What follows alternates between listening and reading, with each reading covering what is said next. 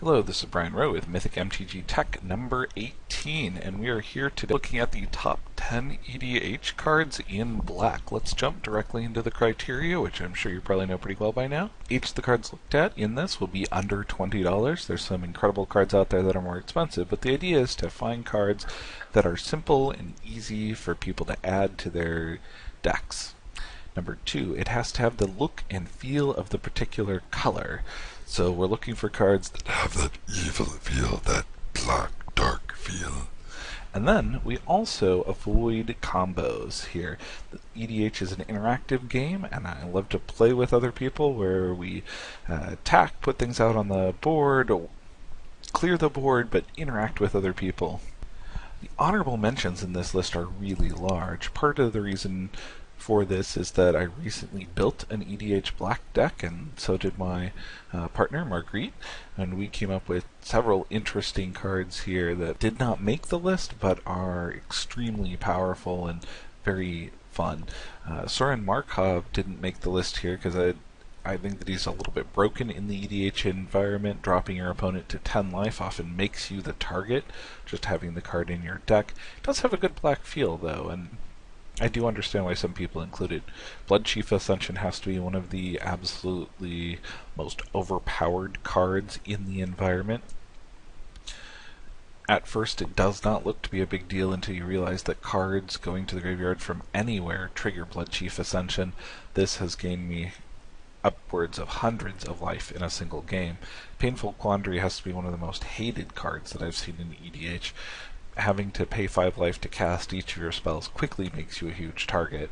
Liliana of the Dark Realms will probably make it onto the top 10 in the future. She's just so new that I haven't gotten a chance to play with her that much, but the few times that I've got her out, she's been incredible in and of herself. Pox, it really fits the feel of an EDH card that affects everybody equally. You can build your deck around it so it doesn't hit you anywhere near as badly, but losing a third of life, a third of cards in hand, a third of creatures, and a third of lands rounded up really has that dark feeling to it. Liliana Vess is another one that has definitely been popular in my play group, although I don't care for it personally. Being able to search out a card every turn though is extremely useful. The bonus tech this time is Dark Impostor. I've only seen 3 people running this in their black EDH, and a lot of people are missing out on how powerful this card is.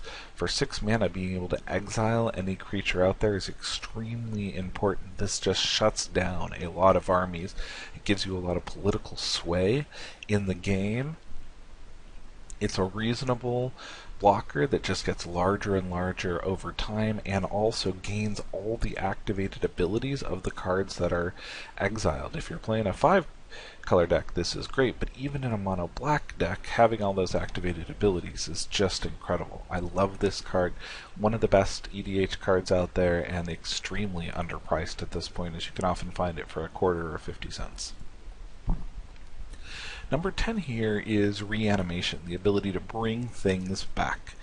The Grave Robber here has to be my favorite because it has both the aspects of the Withered Wretch in being able to clear people's graveyard, and when it flips you can then reanimate things from your graveyard or other people's graveyards. Sheldred here was a close second for me, although his casting cost is a little too high.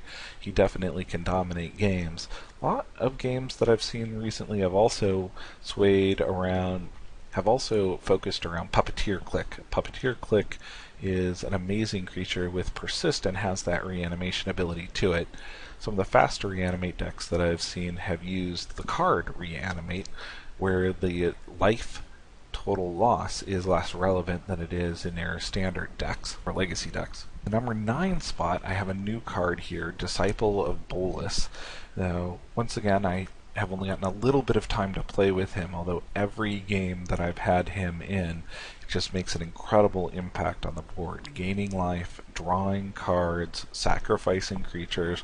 This card feels a lot like a black card. It has a really nice size body to it. It works incredibly well with Undying, or any way to bounce it back to your hand. This can create massive card advantage and life gain throughout the game. This is something I expect to see in more and more EDH decks over time.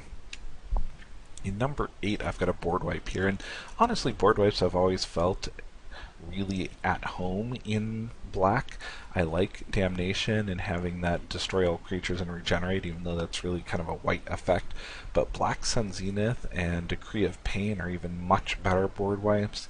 Black Sun Zenith stops the regeneration, hits everything with permanent negative counters, and Decree of Pain is just incredible. I've won at least 2 games just by playing this card, one of those in stealing it from my opponent, which I'll talk about a little bit later.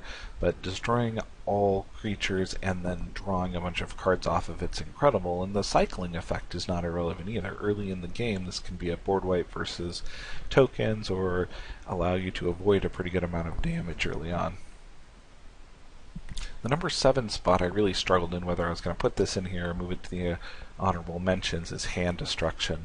Hand Destruction is nowhere near as powerful in multiplayer EDH as it is in one-on-one. Mind Twist has been banned in pretty much every format except Vintage because it is crushingly powerful.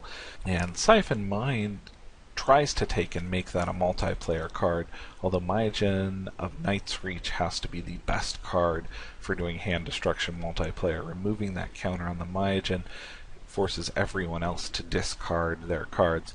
It's a little bit too bad that Mythic has to come into play from your hand to get the Divinity counter, otherwise he would be a pretty unstoppable general. But even with the restriction, is just an incredible card out there, although it does definitely bring out on the wrath and hate of other players when you play Hand Destruction en masse. The number 6 spot, I've got Card Draw for Life, specifically Necropotence and being able to draw extra cards every turn for life in a format where you have 40 life is extremely useful. Honorable mentions here in Ad Nauseam. Many of my friends think I'm a bit crazy for running this in EDH, especially in a deck that may have a Shieldred in it. But that instant ability to draw a bunch of cards is extremely nice. Skeletal Scrying is probably even a better version of it that I was turned on to recently. And Promise of Power has the nice balance and an entwine effect to get you a large demon out of it. But one of the things Black does really well is exchange life for cards. In the number 6 spot, I have just blatant life gain in that draining life ability that's been around since Alpha, and Sanguinate has to be the absolute best multiplayer life drain card there is. For 1 additional black in the casting cost instead of a colorless, you get to drain all opponents instead of just one. I've seen entire games swing on this one card. From a flavor perspective, I really like cards like Corrupt that do damage for all of the swamps that you have in play, and late on in an EDH game this can be a lot of damage, but it's often nowhere near as much damage as Sanguinate is. Drawing cards for life has made it here twice on the list. It is such an important part of what Black does incredibly well that I highlighted it also at the level 4 spot. In 4th, we've got Blood Gift Demon, whose body is extremely relevant, and only losing 1 life for a card per turn is very, very strong. Phyrexian Arena is a lot more resilient, although I'd actually rather have the 5/4 Demon out myself in most situations. The number 3 spot here, I've got Praetor's Grasp, which has to be my favorite demonic tutor type ability because it has the effect of going and getting any card but pulling it out of somebody else's deck, which can often stop their combo or slow them down significantly and give you the advantage of that card. EDH can be a little bit restricting in that you have to be able to cast it yourself, but almost every deck has a few artifacts that you'd like to pull from them. Demonic Tutor is probably the most popular in the playgroups that I currently play in, and being able to get any one card for just 2 mana, although I think Vampiric Tutor may even be better at instant speed. Giving up 2 life has a little more of a flavor to it. Runescar Demon is pretty incredible, having a 6/6 body also to go along with that. The other honorable mention thing here is Sadistic Sacrament, as it has that pull cards out of your opponent's deck ability that Praetor's Grasp does, but doesn't give you the use of those cards. The number 2 spot, I've actually going to land here, Cabal Coffers, in the one that produces black for each swamp you control. There are a lot of different lands out that combo extremely well with this, so you can produce massive amounts of mana to get those Insanguinates up there or to cast the larger demons. This is a staple in every EDH deck that I've seen that runs black, often putting Urborg in there, Urborg Tomb of Yawgmoth in the deck to increase the amount of black that can be produced. I highly recommend checking this out. I had seen it in Standard before and in 60 card decks where it can be less than impressive, but in EDH it really, really shines. Before we go on, you might want to take a second, pause, see if you can try to figure out what we haven't covered yet in amazing black EDH cards. In the number 1 spot, I've got Living Death, which is just an incredible game-swinging card. It has the feeling of damnation and destroying everybody's cards with those Reanimator effects. It can swing or change games entirely with a little bit of graveyard removal on your opponent's side. It's often extremely one-sided. This is an incredible card, one of the most fun cards to play in any format that I've had an opportunity to play it in. There are other effects like this in EDH. Patriarch's Bidding is a very nice one-sided if you're running a theme deck so that all of your creatures have one particular type.